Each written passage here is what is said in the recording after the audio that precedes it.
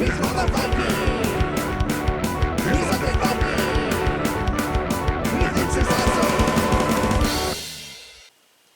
everybody, this is me, the Undead Viking, and this is Dragon Brew. Now, Dragon Brew is a cool, heavily themed Euro about running basically running a brewery in a D&D world, if you will. It is a fantasy-based game where each person is going to be a different fantasy race, and you're each going to have your different brewery. And basically, instead of these races going to war with each other, they have this basically brewing competitions to determine who can make the best beer. It is a resource collection game. It is a worker placement game. It is a card drafting game. All of those things I really enjoy when I'm playing these types of games. And it is a game that has a little bit of luck to it, but it is fairly deterministic, as you'd expect from a game of this type. And bottom line, it's a heck of a lot of fun. So why don't I show you how Dragon Brew is played, and then we'll come back here and I'll tell you a little bit more about why I dig it. Alright, cool. Alright, let's go ahead and learn how to play Dragon Brew. Now, I've gone ahead and set up the game. This probably wouldn't be exactly what it would look like once you get the game set up. Due to the lack of space, I just kind of had to do a couple quick things. It has nothing to do with basically from here on up. That is exactly how it's going to look. You're going to have these 4 different rows of these different cards that you're going to be drafting from as the game progresses, and I'll explain that in just a little bit. Then you're going to have this scoring board. Then obviously you're going to have the scoring track. But the big thing here is these 5 judges that you have here. Those are the judges that are going to be making decisions as far as who made the best beer in different categories. Now, you always have one more judge than the number of players you have. So I've set this up for 4 players. So you can see I have 5 judges. So if you had 3 players, you'd have 4. You'd have 2. You'd have 3. Pretty straightforward. All right. So, other than that, down here is my little player tableau. Now, normally, there's some information that your players have that is kept secret, and you keep it secret by using one of these little brewery stands here that has some good information on the inside.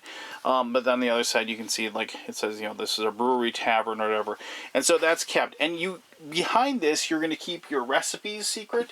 You're going to keep your resources secret. But this stuff right here, this tableau, the different cards, basically the places that you can place your workers and take actions, that is common knowledge. And basically, since depending upon the race, most of these cards are going to be something that everybody else is going to know because they have them themselves.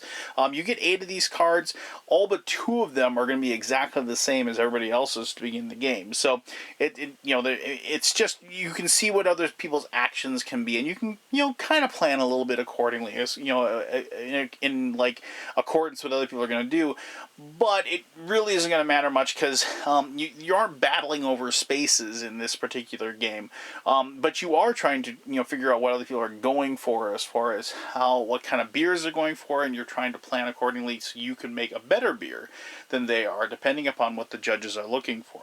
All right, so I've gone ahead and picked goblins as my race, and so we have the starting resources, one of each type of grain.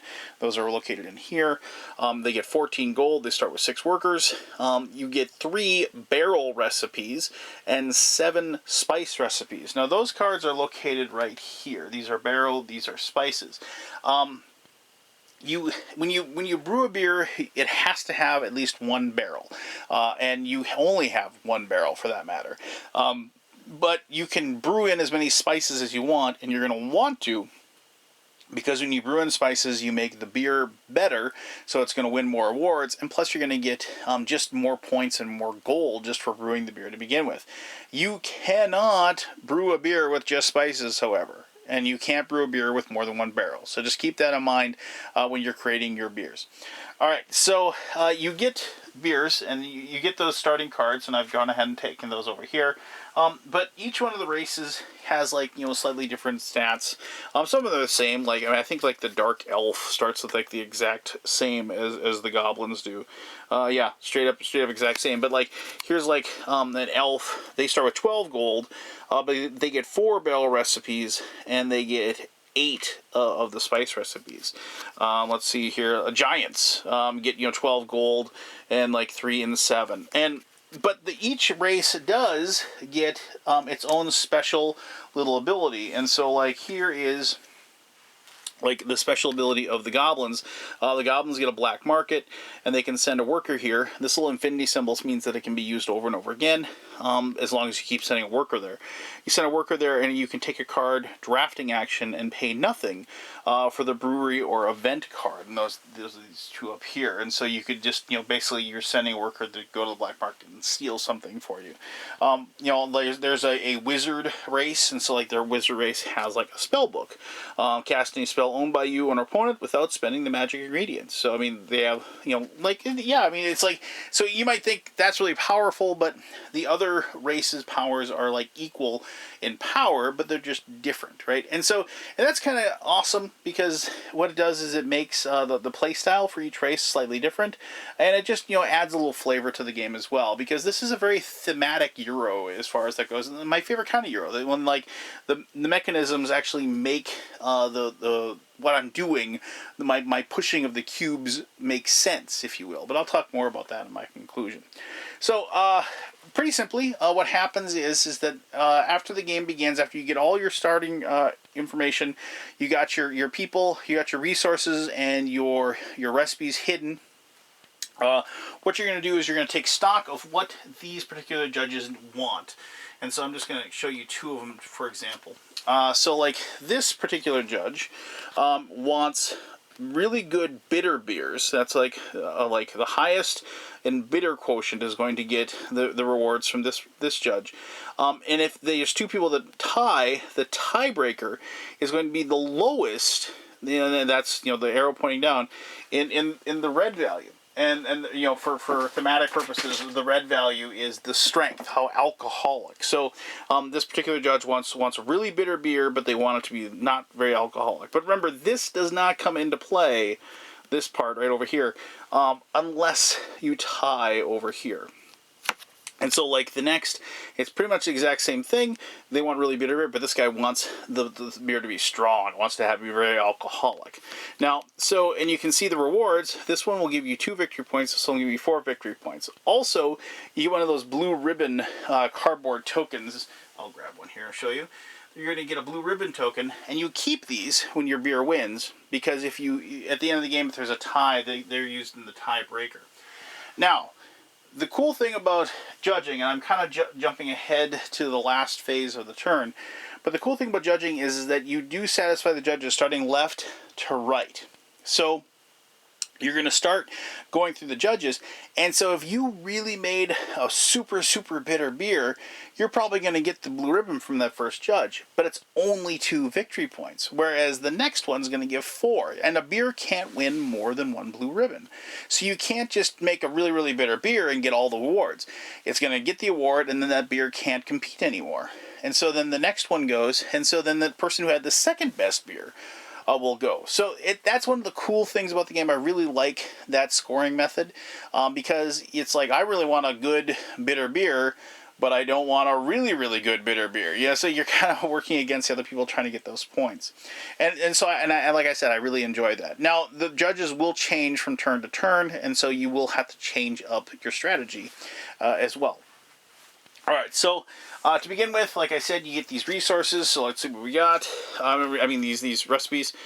So like we got a stout and 2 saisons, and then we got some different. You need to have the ingredient for these to work. So I would need a blue grain, a red grain, and a red grain to make sure that I could create these barrels. And then I need other resources to do this. So like there's a toadstool. So like I'd have to get 2 toadstools to make my beer gelatinous. So if I wanted to make a really good, if I wanted to make this really good stout that has a lot of yellow, so it has a good color, I would need 1 blue, and I need 1 blue grain, and then I need 2 of these toadstools, and then I'd have a gelatinous stout. And then if I had anything else, so if I really wanted to make a really good colorful beer, like if I could get a manly gelatinous stout. And that's kind of one of the fun things about the game too, is you get to make these kooky named beers or whatever. Now I want to show you this thing right here. So this is that's flaccid. But anyway, so you can see it takes 2 green warts to add this to it, and it adds 0, 0, 0. And you might be saying, well, why would I do that? Well, if you look at the bottom here, you can see it's worth a coin. and a ribbon and a point. And all of these, or I shouldn't say all of them, but a lot of these have these extra little points that are on the bottom that are going to help give you those points regardless if a beer wins or not. And so adding that to it is just a guaranteed point, and also you don't messing with the recipe. You're not messing with the scoring of it. You're just getting a free point and a free gold for doing so. So just keep that in mind as well. All right, so on your turn. What you're going to do is, this is during the first phase. This is during the spring phase. What you're going to do is you're going to draft a card, and you're going to either draft a brewery card or an event card. You can't get recipes. You actually have to use your recipe, your brewer's study, to get one of these cards. But you can draft a card if you want. Those cards cost coins. Some of them cost resources, but most of them cost coins. And you take one of those cards and you either, if it's a brewery card, it's something you add to your brewery.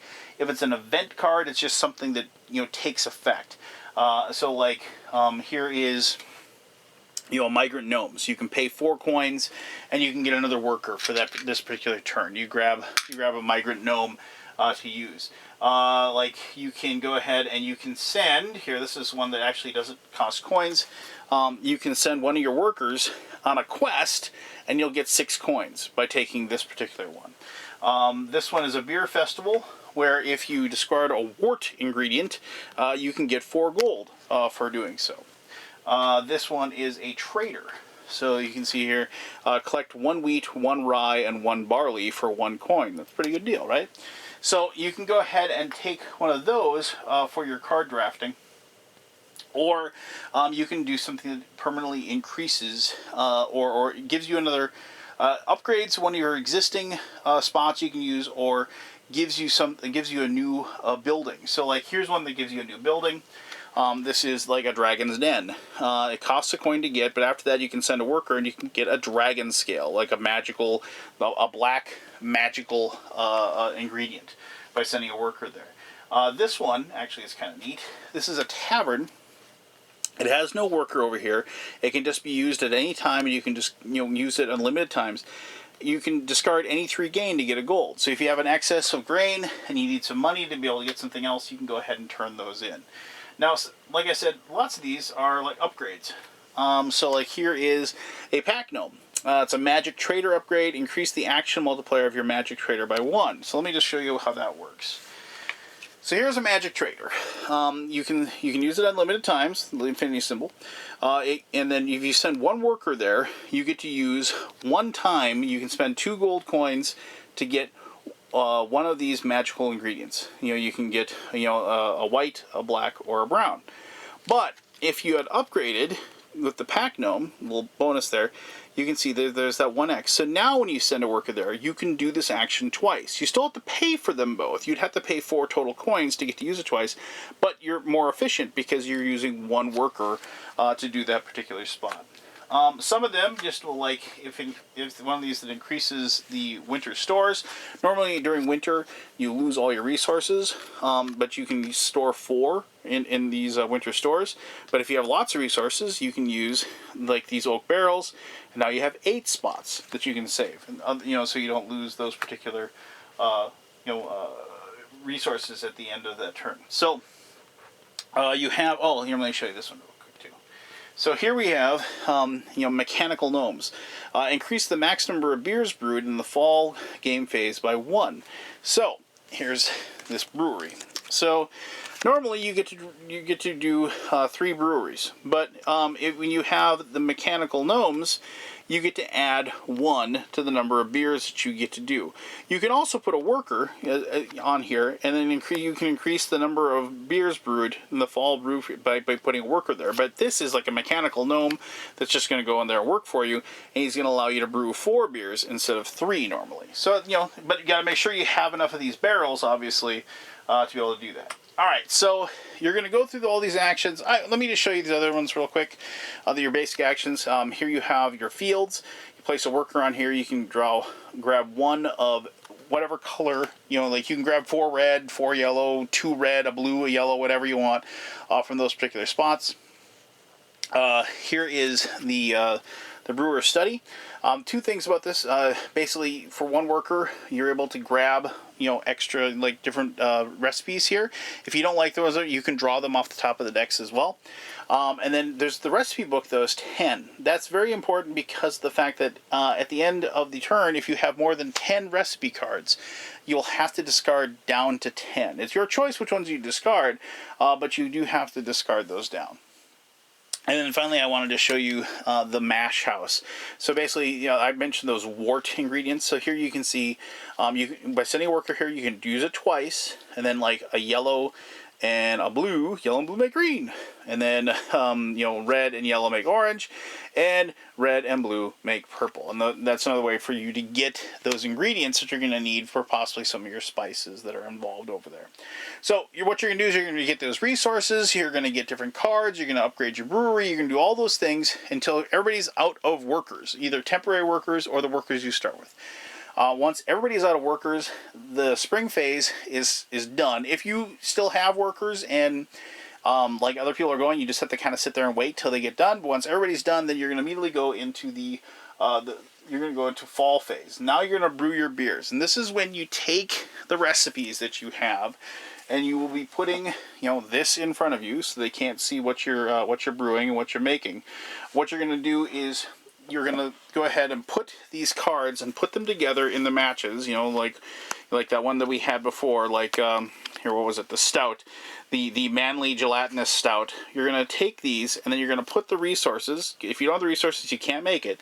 So I need to put a green wort, 2 toadstools, and a blue grain. And I put all those on there, and I put it behind my screen. Then I make my next beer, and I make my next beer, and my next beer, or whatever many beers I can make. And then I go, and obviously, as far as the brewery tells me how many I can make as well. Then after everybody's done, you say you reveal all the different beers that everybody's made, and then you go through the process of checking the stat, like how good each beer is, and you start satisfying each of those judges. As you satisfy the judges, you hand out the blue ribbons, you score the points, and then you get all the judges done. Once all the judges are done, then you will go and score the points for each individual beer, depending upon the stats that are on the bottom of the recipes that you used. Once you award all those points, you will go into the winter phase of the game, which is kind of like just the cleanup. You get all your workers back that are on the different spots in your brewery. If you had any like event cards where you put a worker on, you will discard this card and get your worker back for those. Any temporary workers will go back to the supplier for the other people to use. Any ingredients that you did not save will go back. You will discard down to your recipe max. So if you have 10 possible recipes, you'll discard down to 10. Remember, you get to pick those. I've had a few of my friends, like, they kept all their spices because they really liked them, and they didn't keep enough barrels. So then they basically the next turn they had to make sure they were like getting barrels, for their beers to begin with. So make sure you don't do that unless you have a plan, right? So after all is said and done, you get rid of the 5 judges that were there. You play 5 new judges. Everybody looks at those judges, determines what they're going to be going for in the next part round, and then you just start up again. The game lasts 3 turns, 3 years. After the 3rd year, whoever has the most points will win the game. If there is a tie, you will determine the winner by using how many blue ribbons each person had. It is, as I said, a very thematic Euro. It is a very fun Euro, and I really enjoyed it. I liked the marriage of the brewing along with like the fantasy theme, and it's something that really stood out for me, and I had a lot of fun. It's just that kind of perfect maybe medium light type game, but that still has enough interesting decisions that it kept me wanting to keep playing it again and again. But let me talk more about that in my conclusion. Alright, thank you very much for learning how to play Dragon Brew. There's one thing I forgot to tell you about, and I do apologize for that. There is a variant that you can add as far as the judges go. And the variant is like, any good judge, any good, I shouldn't say any good judge, but any adjudicator of the rules or whatever, you're going to have a few bad eggs. And so there are these judges that are able to be bribed. Now, most judges, they have, like, the Um, like the tie-breaking symbol is like a different type, like as far as the beer goes, like, you know, the second thing. So, you know, like as I said, you know, like if you strong alcohol, you know, is the one. Okay, you both have the same. Okay, which one is the least bitter? You know, and then they win that one as far as that goes. Now these judges, however, instead of having that second judge, or that second you know, type of beer, the second beer trait, they have a little spot there that says bribe on it. And what you do is that if you think that you're going to be in contention for a particular judge, as far as, you know, whatever, you know, like as far as the victory points and everything that they're giving out, you put a disc. There's like a colored disc for your particular, you know, your player color.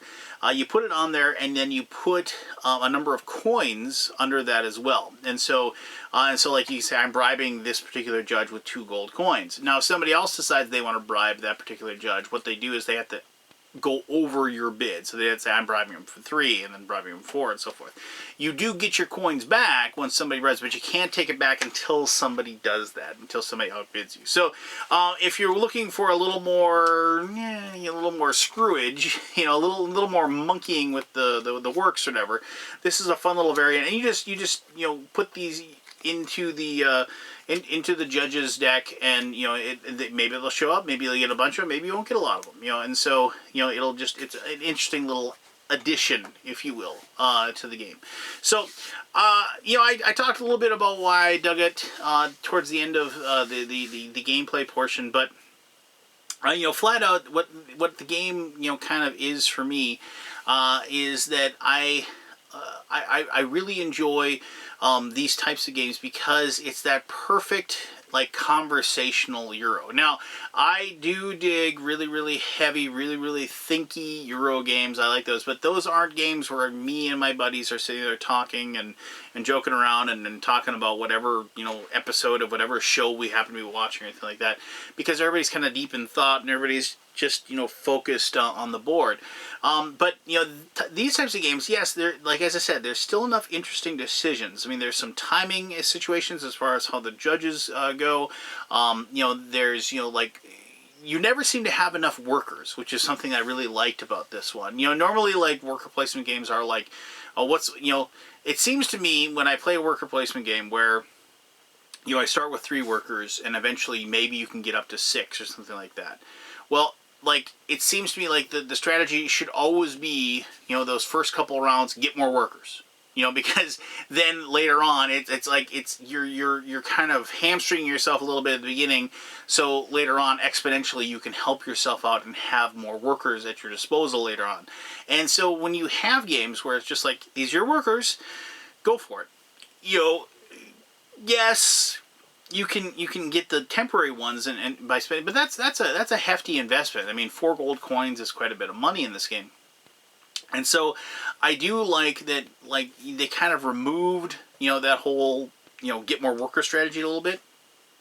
And now you're more of like, I know I'm going to have this many actions, you know, X number. So I need to figure out and kind of, you know, reverse engineer, I need to make this recipe, so I need this, and I need this, and I need this. Now, how am I going to get that? But I also want to make this recipe, so I need this, this, and this. And so, for me, it's like one of those things where I'm kind of thinking about all of that, and I'm figuring out the steps that I'm going to have to take with this limited number of actions that I have available to me to be able to do that. And that's where, like, the other things come into play, where as far as, you know, money is super, super important in this game. And being able to, you know, get money is very, very important. And being able to, like, turn the resources you have, you know, into money, whether it's 1 step or 2, to be able to pull that off, very, very important as well. So, so it has these fun, cool little problem-solving moments that I always enjoy. That when I do figure it out, I have that really good turn where everything kind of clicks and it makes sense. You know, I like those little aha moments where I get excited and I kind of pat myself in the back, you know, because nobody else is doing it. I'm the only one that gets to, you know, because, yeah, nobody cheers anybody on these games. You want to win, right? No. But, so it's that, but, like, it never gets into that bog it down territory where somebody's taking, you 7-8 minutes to sit there and like befuddle through their turn trying to figure out what they're doing, and it's just not that. It's like I said, it's medium light, kind of level. And the theme of the game is really brought through with the different actions, the art, the things that happen, and and there's a little bit of humor thrown in, obviously, as well, with the funny names of your beers that you get to make and stuff like that. And so it's kind of cool too, because like when you have like certain beers that like you have a beer that scores really well, and you decide to keep those recipes because people can see what you discard, people are going to know what you're going for. And they know, like, if you have like a super good stout that you can make and put together, people are going to plan for that. And so there's that as well. There's the whole reveal moment, the thing I think that you think that you think that I think type of thing. Stuff like that. The interaction, the addition. We play with these. I do like a little heavier interaction as far as that goes. But I had a few of my friends say, actually, they really like this because of the fact that they didn't have to worry about somebody coming over and taking their stuff. They didn't have to. They could sit there and, all right, I know I have these actions available to me. Nobody can like take my spots from me. So now it's just efficiency. It's figuring out that puzzle, and that's really enjoyable for them. And I agree, that is fun. Figuring out the puzzle and like I said, having that aha moment. Good stuff. So there you go. That is the Dragon Brew. If you have any questions about it, ask away. I'll be happy to answer those as best as I can. As always, thank you very much for taking the time to watch this video. And if, wherever you are, this is me, the Undead Viking, telling you to have yourself one heck of an awesome day. All right, bye.